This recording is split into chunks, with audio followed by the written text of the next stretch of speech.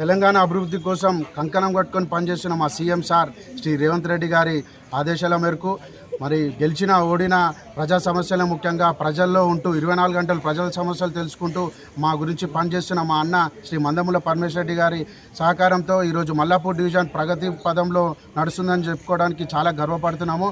అదే విధంగా ఈ మన ఒక 2 నెలల ముందు మనకి బస్తీబాట మేము మా కాంగ్రెస్ శ్రేణులతో కలిసి చేస్తున్న బస్తీబాట కార్యక్రమంలో భాగంగా మన జనప్రియకు వచ్చినుంటే ఈ 2 నెలల ముందు వచ్చినప్పుడు మనకి బస్సు సమస్యలు మెయిన్ సమస్యలు ఏంటంటే ఒక 10 నుంచి 12 సమస్యలు ప్రధాన సమస్యలు మేము రాసుకోవడం జరిగింది మా బుక్లో. అదే ప్రధాన సమస్యలు మనకు మెయిన్గా ఈ బాక్స్ డ్రైనేజ్ అనేది ఉంది.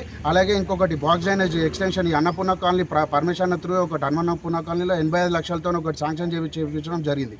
అదే Annapurna colony box drainage Janapriya కూడా కలిపితే జర బాగుంటుందని చెప్పిన ఉద్దేశంలో అదే సమస్యని ప్లస్ దానికి భిన్నంగా సేమ్ సమస్య ఏదైతే మనకి ఈ పాత రోడ్లు ఏవైతే మనం 10 ఏళ్ళ ముందట్లా శ్రీ నెమలి సురేష్ గారు కార్పొరేటర్గా వేసిన బీటీ రోడ్లు ఈ అక్కడనే ఉండి ప్రతి ఒక్క చూసినట్టయితే ప్రతి ఒక్క లైన్లో రోడ్లు అన్నీ మొత్తం డ్యామేజ్ అయ్యి చూసడం జరిగింది. ఇది ఒక సమస్య కూడా మేము ఇవన్నీ సమస్యలు పర్మిషన్ దృష్టికి తీసుకోవడం జరిగింది.